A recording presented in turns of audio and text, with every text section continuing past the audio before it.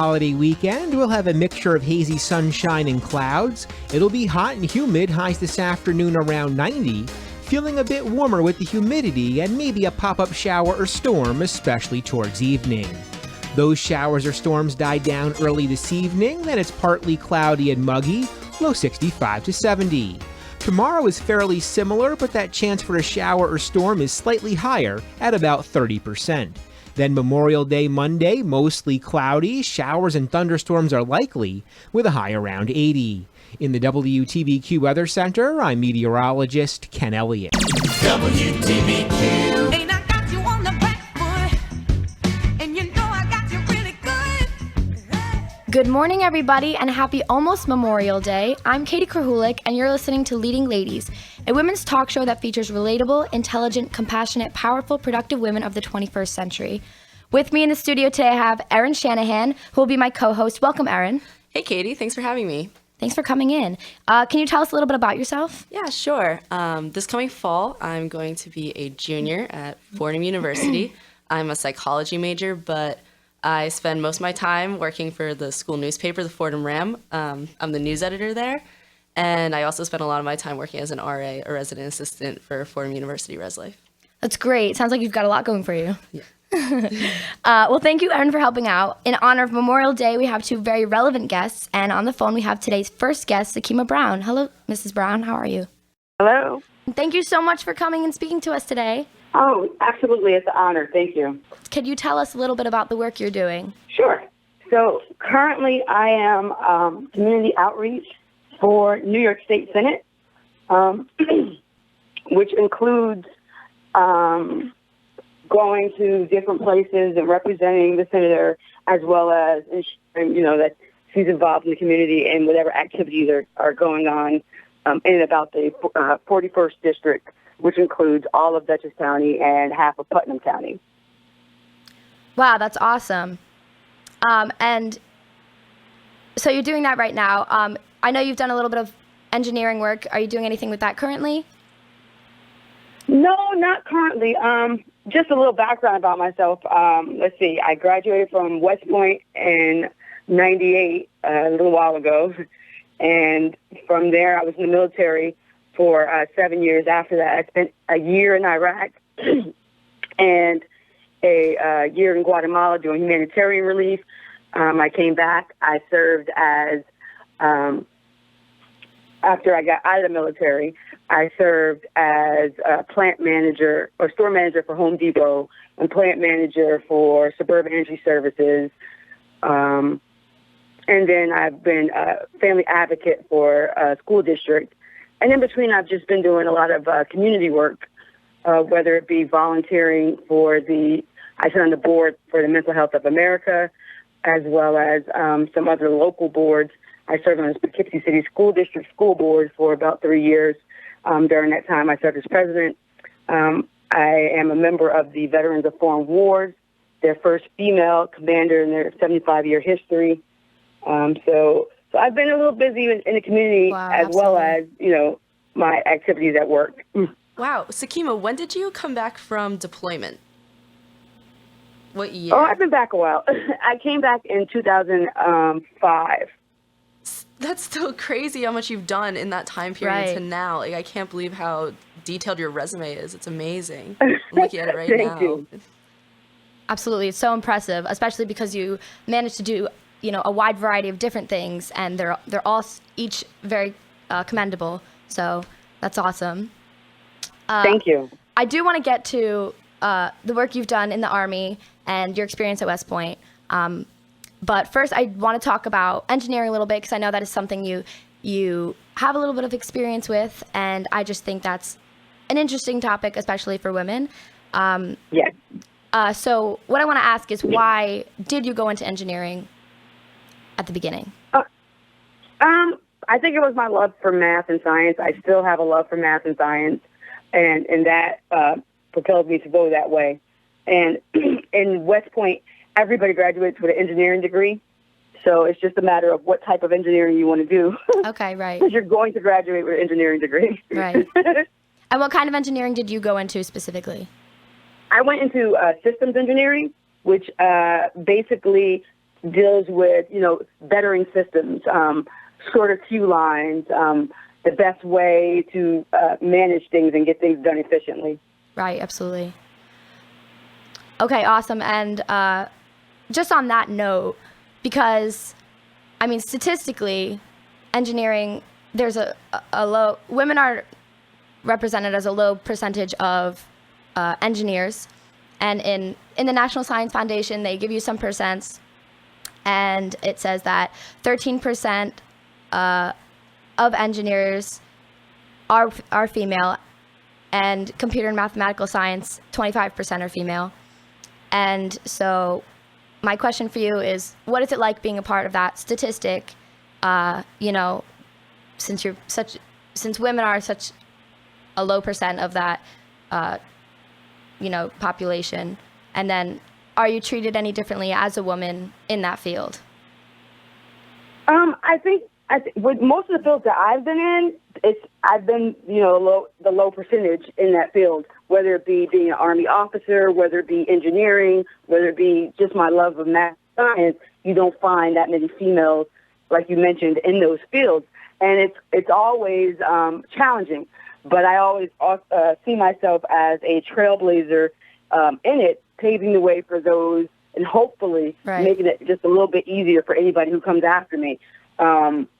I think you do spend a lot of time proving yourself, and you don't do that through, standing on a mountaintop screaming that I can do this too. It definitely has to be through consistent actions and through allowing people to see that you can do the job and you can do it just as well. Right. But again, that's not you telling them that. That's them being able to see that through your actions and through your work.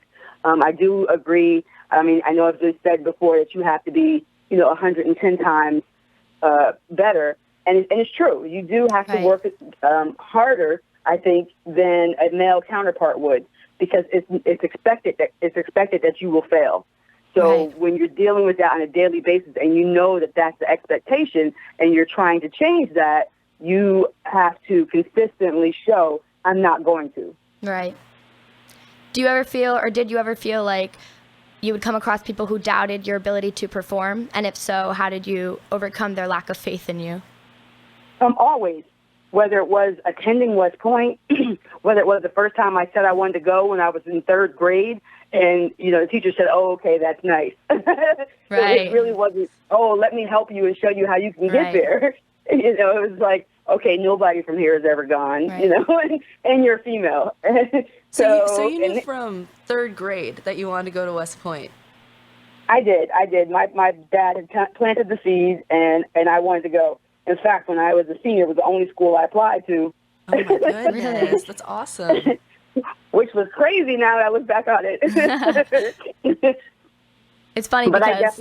I definitely was determined to go. In ninth grade, I had called the school, and they said, well, it's a little early for you to be, trying to get in already. I said, okay, but they sent me all this information, so I had to fall over my wall when I was in high school. And basically, I used it as a checkoff block. It said they gave extra points if you were on the student council. So I was president of the student council. Extra points if you're captain of a team. I was captain of the soccer team and all state in soccer for 2 years. So I definitely just went down block by block for what they were looking for to ensure that I had all three of those pillars, because they don't just look for academics. You have to be more well-rounded than that. Right. So you have to have the community service, the academics, as well as the physical.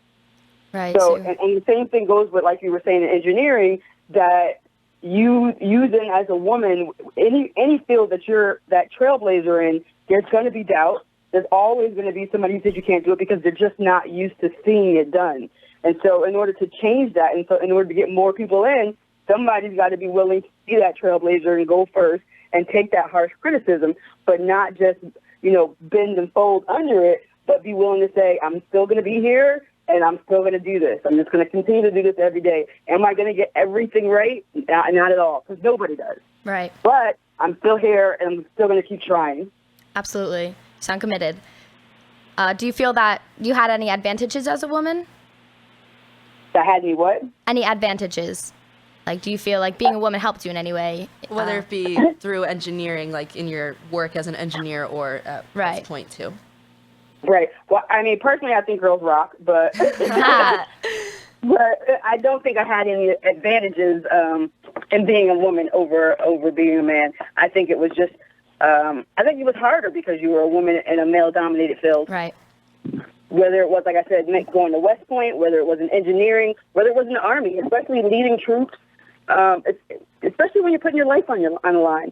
They have to trust and understand that you still have their best interests at heart, that you're not going to nurture them the way their mothers did, even though you're a female. But at the same time, you don't want to completely lose your identity either. You don't want to spend so much time trying to be like the guys that you're no longer a female, that you're no longer a woman, because being a woman is a great thing.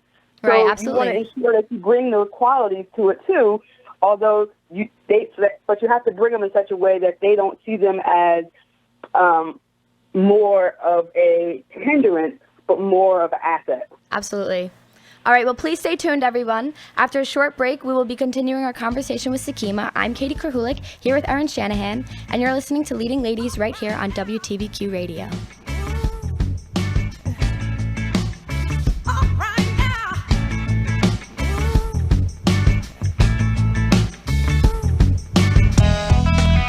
At Dawson Motors, there's no substitute for quality and customer care. Whether it's the vehicles they sell or the repair and maintenance service they provide, Dawson Motors is Warwick's oldest and largest independent dealership with an honest reputation for customer satisfaction. Their pre-owned vehicles are thoroughly inspected to ensure they meet their high-quality standards of safety and reliability. Their service bays are staffed by ASE-certified technicians trained and equipped to service today's vehicles. For sales and service, they make it easy. Customer-focused salespeople and a state-of-the-art service team dedicated to your complete satisfaction. Dawson Motors, old-fashioned service and modern technology. Stop by or call today at 845-986-8558 or visit them at 45 Oakland Avenue in Warwick or online at dawsonmotors.com. This is for anyone who thinks calling hospice means giving up. Dear Hospice, when I heard Mom's diagnosis, congestive heart failure, all I wanted to do was give up. I can't imagine what she was feeling. When I first heard hospice, I thought the same thing, but you wouldn't let us give up. You gave us a plan to make sure Mom didn't have to give up her Tuesday bridge game, playing with my kids, all the things she likes to do. And her spirits are so good, she's going to keep doing them for as long as she can. A serious diagnosis doesn't mean you have to give up living the life you know. The sooner you call hospice, the sooner we can help. With a plan for living that includes emotional support, pain management, in-home care, anything you need to make the most of each moment. Call hospice. A plan for living. Call Hospice of Orange and Sullivan today. Let us help to provide more moments of life. Call 561-6111 or go to hospiceoforange.com. Moments of life made possible by hospice. It's time again for the annual June 10 party held on the Great Lawn at the Mount Alverno Center in Warwick. This year's event takes place on Saturday, June 4th.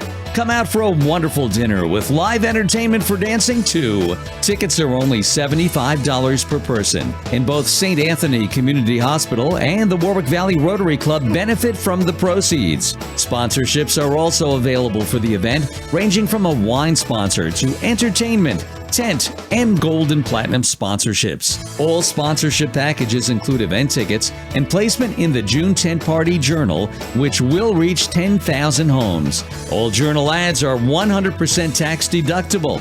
It's the event of the season, the 5th annual June 10 Party, Saturday, June 4th on the Great Lawn at the Mount Alverno Center in Warwick from 6 till 10 p.m. For more information on ticket purchase, call Cindy Vanderplatt at 845-544-3628. Hi, this is Mary Ulrich with Cornell Cooperative Extension in Orange County, inviting you to join me and your Orange County farmers on Farm Talk every Wednesday at 12 noon, where you will learn everything agriculture on WTBQ, radio worth listening to. That jazz. This is Frank Lowell. Tune in every Sunday morning at 9 and Sunday night at 11 for And All That Jazz on WTBQ. You'll hear music of every style. It's the most eclectic show on radio. That jazz. WTBQ. Ain't I got you on the back foot? And you know I got you really good. Hello and welcome back. This is Katie Krahulik hosting Leading Ladies here at WTBQ Radio.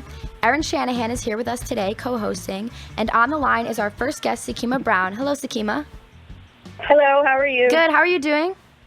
I'm good, thanks. So I just want to continue our conversation. We're going to get to the good stuff here, and what I want to talk about is your experience at West Point and in the Army. And so first, I would just like to talk about this one specific bullet on your resume, which is glaring, and it says United States Army Captain. Positions include intelligence officer, executive officer, maintenance supervisor, budget officer, purchasing agent, and logistics manager during my deployment to Iraq for 11 years. And that's just unbelievably impressive, and we have to talk about it. So firstly, I would just like to thank you for your service and commend you on all that you've achieved. That's unbelievably awesome. Oh, thank you. It was my honor. Thank you. And so what made you want to go into the Army? Oh, it was definitely my dad. And everyone says, oh, was he in the military? No, he was never in the military. Really? I think maybe in a past life he should have been. But he planted that seed early through football games and parades. And it's interesting because after that, it was on a mission. Right. And I definitely wanted to go to West Point. Like I said earlier, I had wanted to go from third grade. I was in a cotillion when I was 16, and they asked me, so what are you going to do? And I'm going to go to West Point. And everybody said, oh, that's so nice. I got a lot of that along the way. Oh, that's so nice. It'll never happen. Oh, but, my gosh. you need a backup plan because it'll never happen. But Proved me wrong. But thank you for participating kind of thing. Right. So when I actually got in, it was the most exciting thing. I was the first one in my family to go to college. I was the first one in my hometown to ever get into West Point. Wow. Which is interesting because we're so close to it here in Poughkeepsie. Right. But no one else had ever gone. So that's another reason why they didn't think it was possible. So, but I can say since then, we've had 4 now. So granted, it's not huge, but that's a lot from my small hometown, the city of Poughkeepsie. Right. Well, you're setting the precedent. Exactly. And even in the history of West Point, as far as African-American females, there's only been, up until this year, 356 graduates. So to think about that over their entire almost 200-year history, exactly. I mean, and 40-year history of even having women in. So in 40 years, only 356 graduated, and I graduated in 98. So that's even almost 20 years ago. Right. So we were still in the beginning stages of even allowing females and African-American females into West Point, and then getting them from the point where they came in and graduated. Now, that being said, it's tough for everybody. I don't want you to think it's just tough for females. West Point is an elite college. I am proud to be called one of the long gray line after graduating from there, and it is tough across the board for everybody. But you come out of it with such a strong passion and commitment to your community and even your, entire country. And so you come out of there and you go into the military and you go in to lead. You know that's what you have to do. So there of course comes some challenges with that when here I am 5'2", telling these huge guys straight out of high school, 17 and 18, this is what we're going to do. Right. and there's no exceptions about it. And understanding what that means, that it, in all honesty, does mean in a situation like Iraq, life or death. Absolutely. So just the weight of that and understanding that the decisions that you make are not just for you. Of course. They then are for everyone, because no one wants to be that person that has to go tell that parent that their child didn't make it. Right. And no one wants to have to do that. But in all honesty, it happens, and it has to be done. And it's days like this weekend, Memorial Day, that we take the time to remember those that were lost and those that didn't make it and those who gave the ultimate sacrifice. And so that's why it's so important that we continue to remember them and continue to honor them.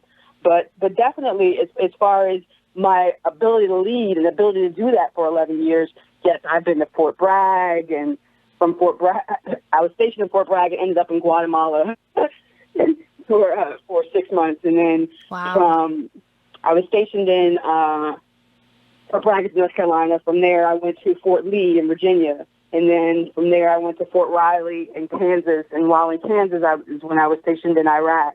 And I was assigned to an artillery unit, which at that time was not open to women like it is now. Wow. So although I wasn't in the unit, because at that time women couldn't be in the unit, Right. I was the logistical officer for that unit. Okay. So that means everyone else is male but you. Right.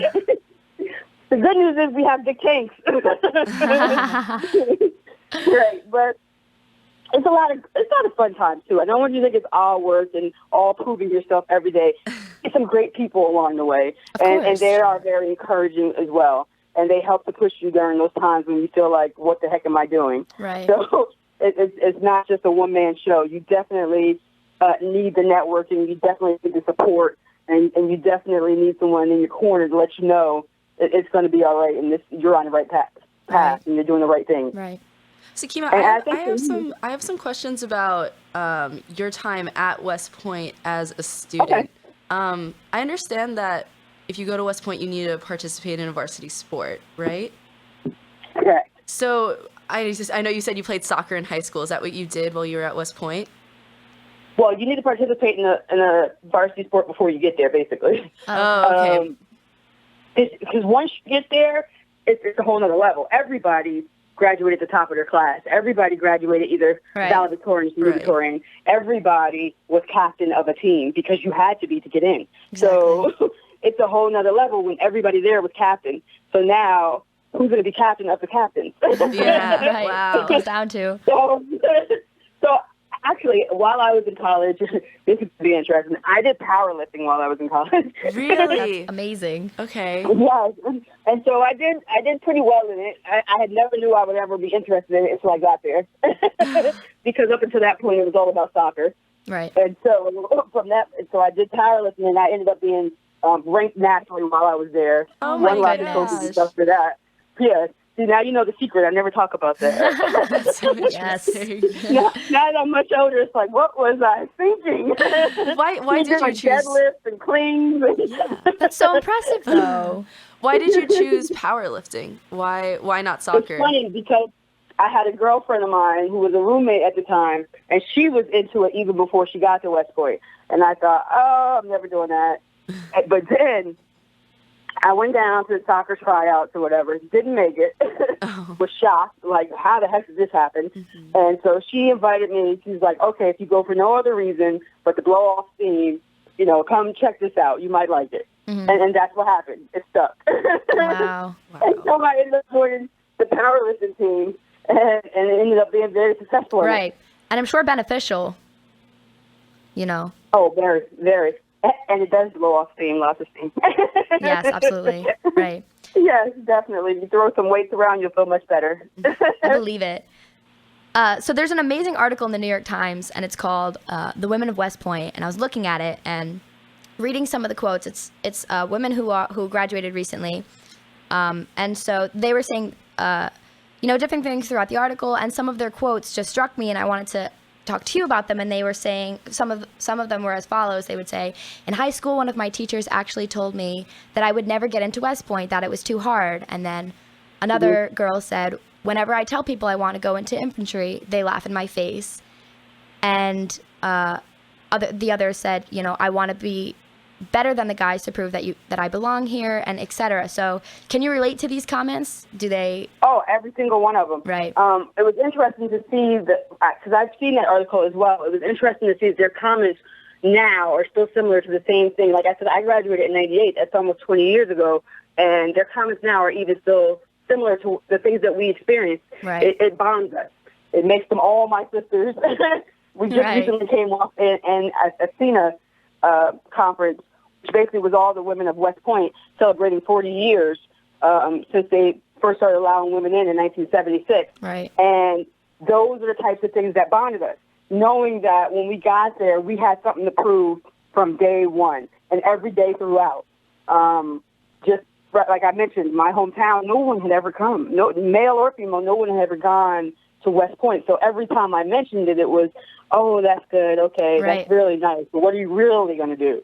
Like it was just that impossible. Right. And even once you get there, it's the same, like, oh, okay, well, you got in, let's see if you're still here in 4 years. So, and it's just, like I said, it's tough for everybody, but when you don't see anybody that looks like you don't feel like they can relate to what you're going through. Right. And so that makes it tough. And with 36 different companies and class sizes and year group classes of 1,000 each, you're talking 25 women in a class size of 1,000. It's rare and far in between you see them. Right. So, and when you do, it's a very happy occasion. Right. And so the guys don't want to hear about, it's my time of the month, or those are definitely not excuses you ever want to use. Of course. Of course. Well, Sakimo, earlier you said you always have something to prove. You're always, and there's always doubters when you're blazing that trail and no one has come before you. Absolutely. And congratulations to you on, making it and proving everyone wrong. And you said before, you see people like you who can do it, and you think you can do it. And that's why you're here speaking today. You're setting a great example, and you're a great role model for a lot of young women. So thank you so much for coming in today and speaking with us. It was a pleasure having you. Hello, thank you so much for having me. And I commend you on everything you've accomplished and continue to. So thank you. Stay tuned, because up next I'll be speaking with Christine Little, another very impressive community role model. This has been Katie Krahulik and Erin Shanahan, and you're listening to Leading Ladies right here on WTBQ Radio.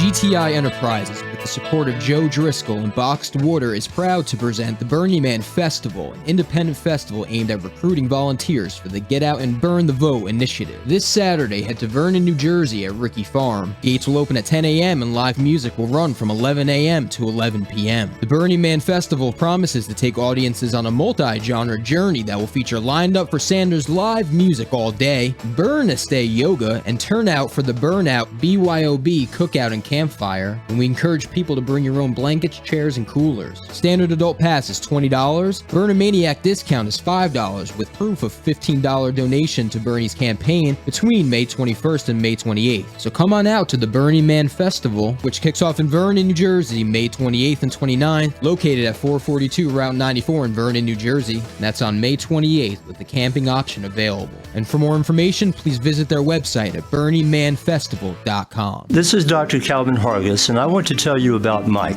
a traumatic brain injury patient with no short-term memory, told he would never improve. Now, after 8 months of neurofeedback therapy, he can remember conversations he had days ago and take public transit into the city on his own. Or Betty, the post-stroke senior who had lost her mental clarity, who has now regained her razor-sharp mind and zest for life. Or Rose, affected by severe anxiety and depression, who is no longer on meds and no longer anxious or depressed. And the many children we have treated with ADHD who are off meds and now excelling in their grades and behavior.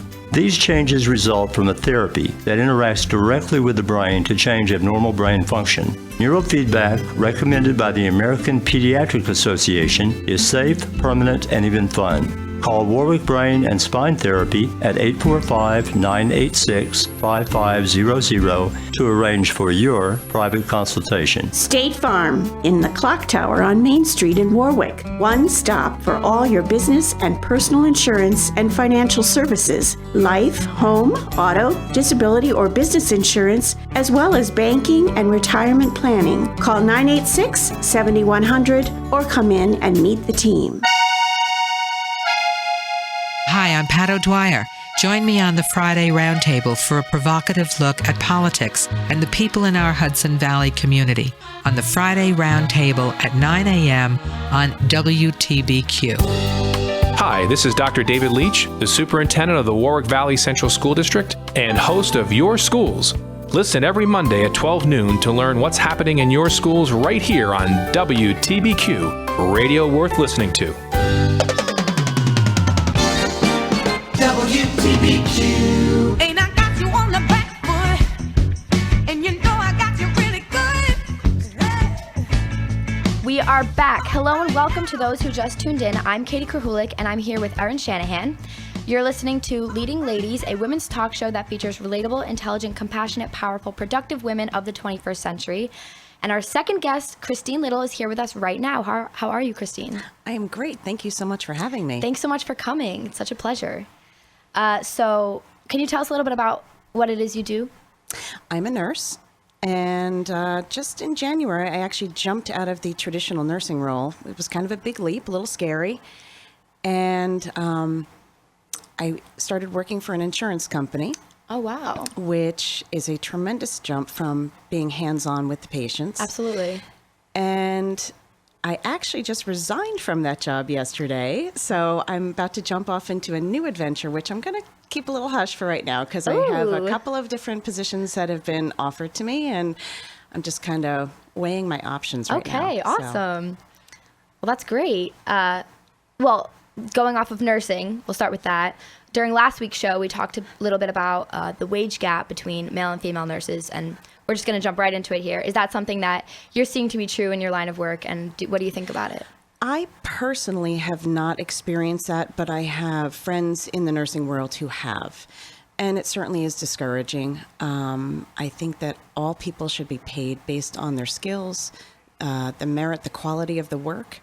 And it shouldn't matter whether you're male or female. I don't think that either one of us should have benefits over the other. Right. If you're doing a great job, you should be rewarded for that. Absolutely. Right. So just now going back off what you said before, why did you decide to, switch gears a little bit with the nursing thing? Well, I have thoroughly enjoyed being a nurse. I graduated in 1990 and started working straight out of college. And it's truly been an honor to be a part of people's lives when they're at their worst. Right. I worked with adults in a medical intensive care unit, and then the vast majority of my career since then has been with children. I worked with children with cancer. I worked in the pediatric emergency room, the pediatric ICU, and then the last 12 years of hands-on nursing was as a school nurse. And that was truly a privilege to get to watch people in the community grow up, and so many of my former students are now young adults and they're thriving, and so that's been very rewarding. School nursing does not pay very well at all. And I did take that role so that I'm a single mom, and that job afforded me the opportunity to be home with my kids as much as possible. But it did not afford me the opportunity to put much into a retirement savings. So now that my children are thriving young adults, I decided it was time for me to take that leap and find something that pays a little better and challenges me in a different way. And well, congrats. That's awesome. Thank you. There you go again, accomplishing more feats and pushing yourself, which is what this show's all about. So that's amazing. So just another thing I'd like to talk about, coming from a medical field, are there any sort of disadvantages or obstacles that you face, as a woman, not being taken seriously, or feeling like you can't be assertive, anything of that nature throughout your career? Absolutely. Just as in any role, there's great nurses, bad nurses, great doctors, bad doctors, great administrators, bad administrators. And unfortunately, sometimes you do run into some large egos, and they'll tell you what you can't do. Right. Or if you're pointing something out that could be done in a better, more effective way, they shoot your ideas down. Right. And that is frustrating, but with age comes wisdom. Right. And you learn that there are ways to maneuver around those types of people in a graceful, polite, appropriate way. Right. And just assert yourself and have faith in yourself that you know what you're doing is correct, and keep going. Right. Was there a time when you sort of realized, I'm above this, to step up to the plate, and that, what these people thought didn't matter, and that you were going to be assertive and you were going to push through? Absolutely. And I'm trying to think of a specific example. A little hard to say the last 12 years, because I still see a lot of the people in the community that I might have had some assertive moments with.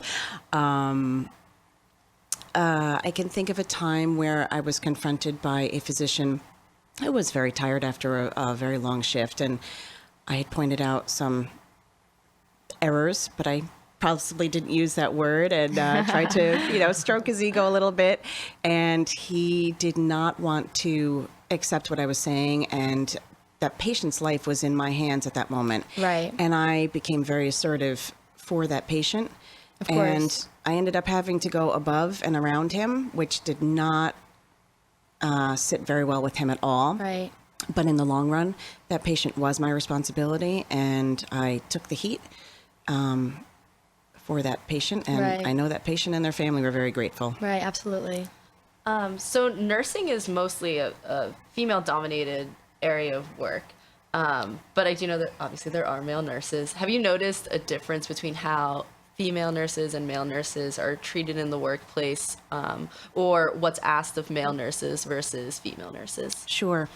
Again, the last 12 years of my nursing career, I've pretty much been a solo practitioner. You're normally the only nurse in the school building. Some schools are Right. lucky to have more than one, but where I've been posted, I've been the only nurse in the building. When I was in the hospital-based setting, it was very rare to see male nurses, and they were not always welcomed. They were kind of breaking into that traditional female role, and so we kind of didn't know what to make of them. Right. But in my experience, they were phenomenal. Many of them now that are entering the nursing workforce are coming from a military background, and where they've Interesting. been medics. They've learned some incredible skills on the field. I think they're fantastic nurses, and I don't think that the term nurse anymore should conjure up the image of a female. Right.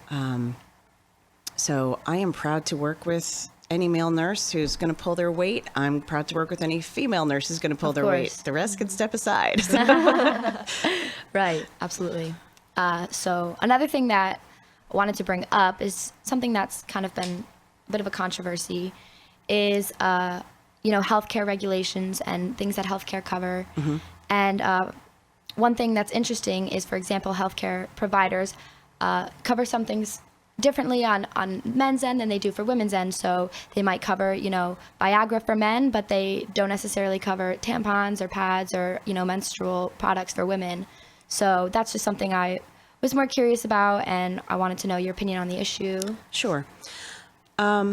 I personally don't think insurance should be covering for feminine hygiene products. Okay. It is part of human wellness in the female body to menstruate. And I think if we start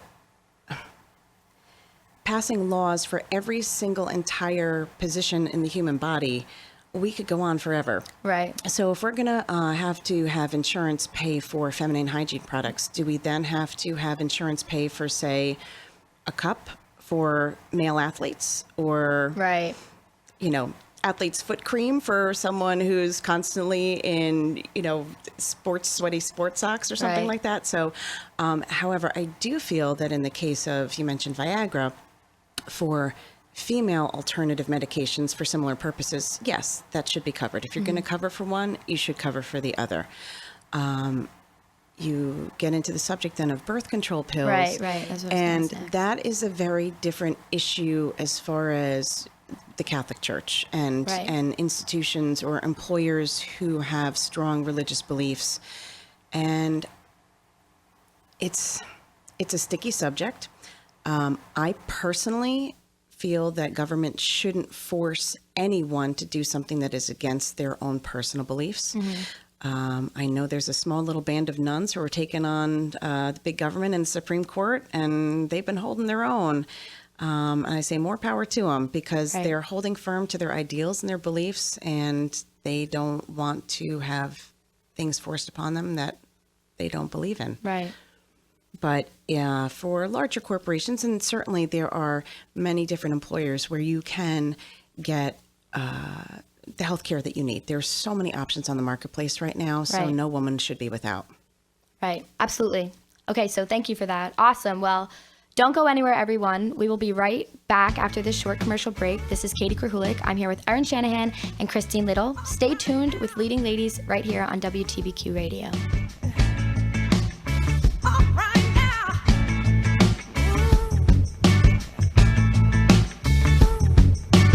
Have a problem with your computer? Need an upgrade or a boost to your computer speed? The Computer Guy offers sales, service, and repair at competitive rates for your business or home.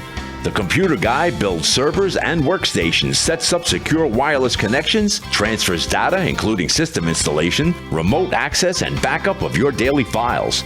Trust the Computer Guy by calling 845-988-0708 or visit them at 14 West Street in Warwick. Dental Arts of Orange County is the perfect blend of a spa with high-tech dentistry, all in one classic and stylish office right on Main Street in the Village of Florida. Choose Dental Arts of Orange County whether you are in need of regular dentistry, cosmetic dental options such as Invisalign to enhance your smile and your self-confidence, or you just want to turn back the hands or the face of time with cosmetic treatments such as Botox and Juvederm. Call now for a complimentary consultation at 651-4647. With over 26 years of experience and ongoing advanced training and technology, Dr. Batafalvi is the only dentist for you and your entire family for all your needs. The Spa and Dental Arts of Orange County is the place everyone is talking about for state-of-the-art advancements in both dentistry and cosmetic treatments.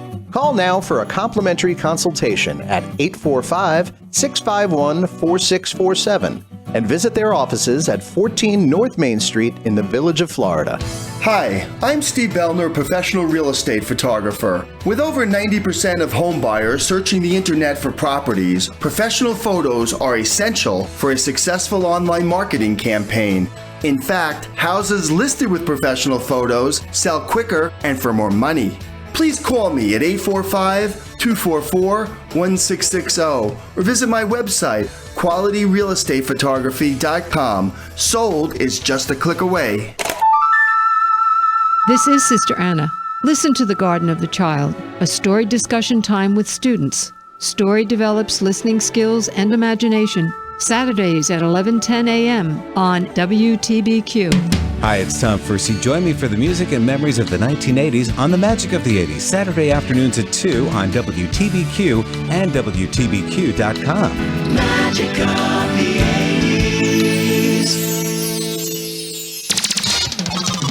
WTBQ. Ain't I got you on the back foot? And you know I got you really good. Hello again. We have Christine Little here with us today talking about her perspective as a woman in the medical field. And so hello, Christine. Good morning again. Good morning again to you. So since it's in the light of Memorial Day, I want to talk about your work with Honor Flight and, what that is exactly and the work that you do for veterans in the community. Wonderful. Thank you so much for asking about that. I love my Honor Flight family. Honor Flight is a national organization that has many, many different local hubs, and our hub is called Hudson Valley Honor Flight. Right.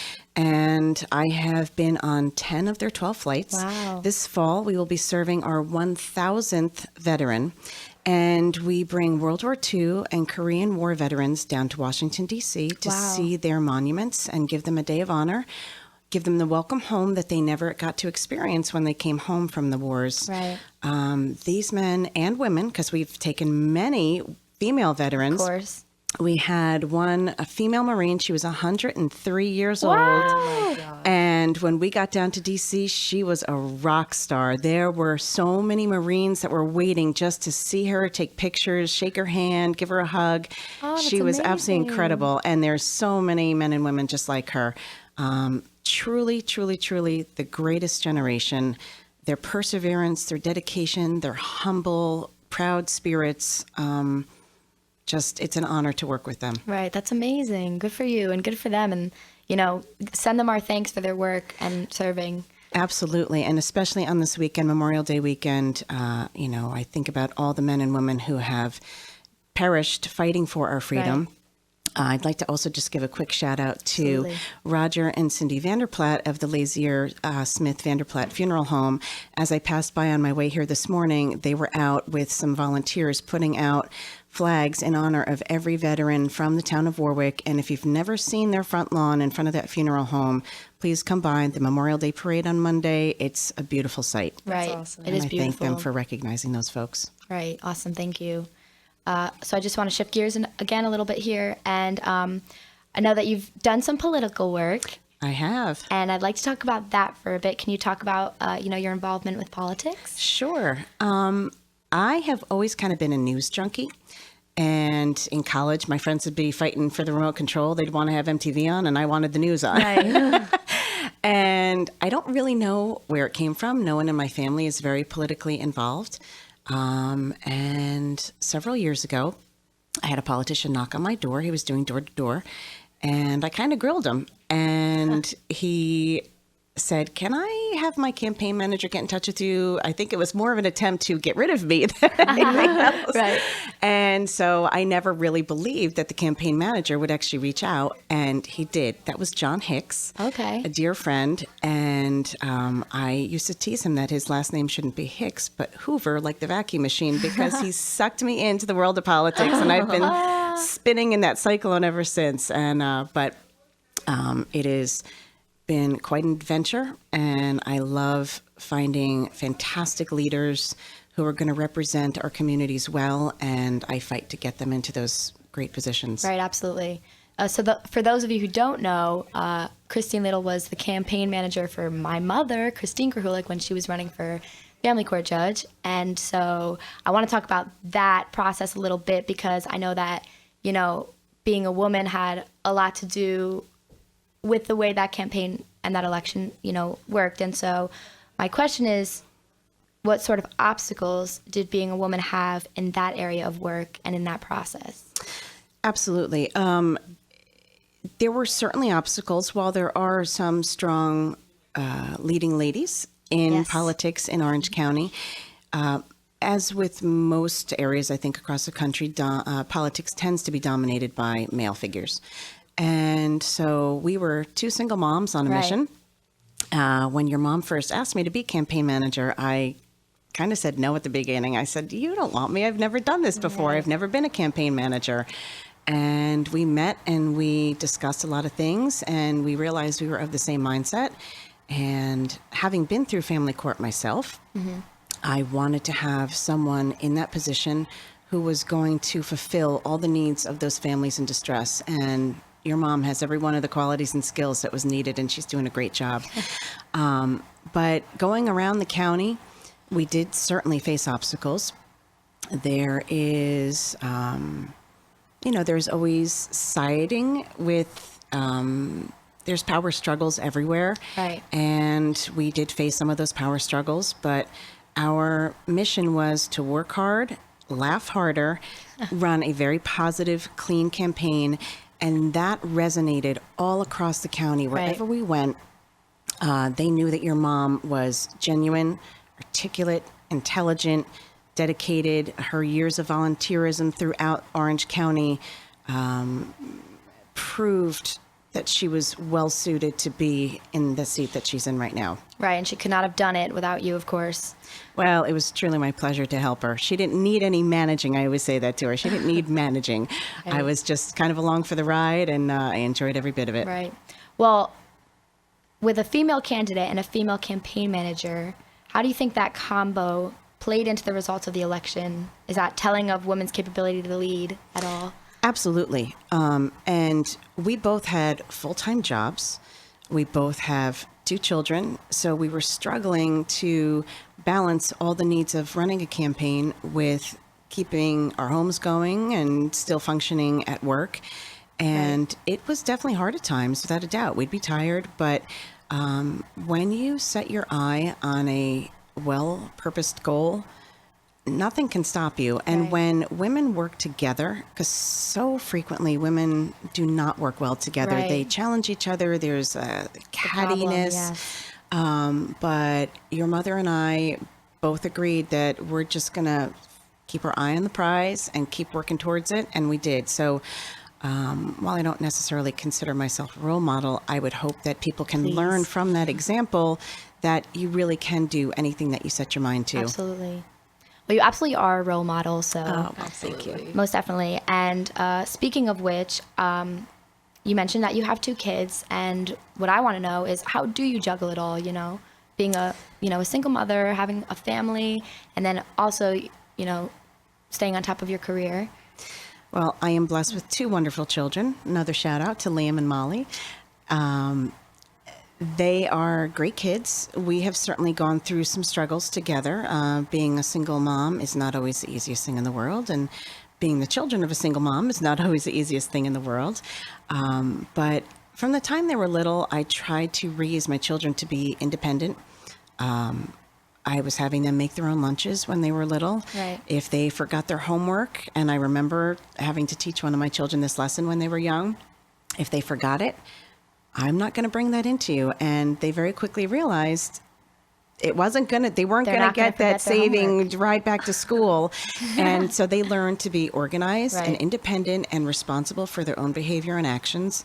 And so when your mom did ask me to commit to the campaign, I actually had a family meeting with the 2 kids, and I said, it's going to be a grueling year, and I'm not going to be home a lot. Do you guys feel comfortable with that? They know how to cook dinner and take care of themselves. And most of the time they were studying anyway, so it's not like they were missing out on too much mom time. They're teenagers. They don't want to be around me. And so because of the wonderful young man and woman that they are, I was able to help your mom with that and to pursue some of my own goals. Right.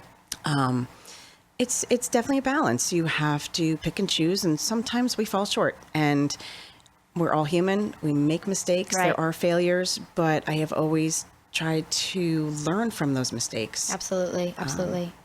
I want to talk about your daughter Molly for a little bit, who is a lovely, mature young woman with a great head on her shoulders, and she is destined for greatness. She's obviously following in her mother's footsteps toward great success. But given everything you know about the nature of work and the role women play in society, how has that impacted the way that you raised your daughter? Well, again, I try and treat everyone as equals. I don't feel that we should have any special preference towards one gender or another. Right. If you are able to function in a role, go for it. Molly is very, very interested in science, and science has typically been a very male-dominated universe. Yes. With the upcoming STEM academies that are sprouting up all over the country, Right, those are great. more and more young ladies are being given the opportunity to explore the science universe. And she absolutely loves learning. She loves learning in general, but she really loves science. She has a very tough teacher this year, but she really adores her. That is Mrs. Smith at Warwick Valley High School. Listen, I had Mrs. Smith, Lovely and she was woman. one of the best teachers I And ever had. she is tough, but Molly has learned so much from her, and they have a great, great relationship together. Awesome. Molly is actually her lab assistant and will be her teaching assistant next year, her senior year. Good for Molly. And That's awesome. she really, truly enjoys that special bond that they formed. Right. As well as all the great knowledge that she's getting from Mrs. Smith, because Mrs. Smith is a genius. She is. Is she specifically interested in chemistry? Right now, her focus is kind of on chemistry, but next year she's taking AP Bio, so I have a funny feeling she might do a little switch then, because there's definitely some amazing stuff going on in the world of biology at this point. So maybe she'll combine the two and go into some kind of biochem field. Great field. Absolutely. Right, absolutely. And, having you as a mother and as a role model, I'm sure helps her get to where she would like to be in life. Do you have any final comments or advice that you'd like to give to Molly and other young women with ambitious goals? Be yourself. Do not get set in a box or a mold that other people have cast for you. Always reach for the stars. It sounds cliche, but it really is true. I have worked with thousands of young people throughout my nursing career, and some young folks who have not been blessed with good home lives and good learning opportunities, they pick a goal, and no matter what their struggles are, they have found their way through those struggles. So anyone can achieve what they put their hearts and minds to. Okay, awesome. Thank you so much, Christine, for taking the time to speak to us today. It's been a pleasure. Thank you so much for We are having me. out of time today, but join us again next Saturday at 9 a.m. as I sit down with some more amazing women to talk about the work they are doing. And thank you, Erin, for coming in too. No problem. Thanks for having me. This has been Katie Krahulik and Erin Shanahan, and you've been listening to Leading Ladies right here on WTBQ Radio.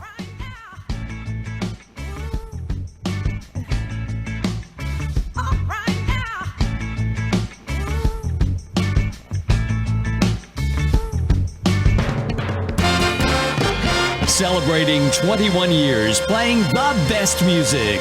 WTBQ, Warwick, Florida. From ABC News, I'm Michelle Franzen. Riot police moving in.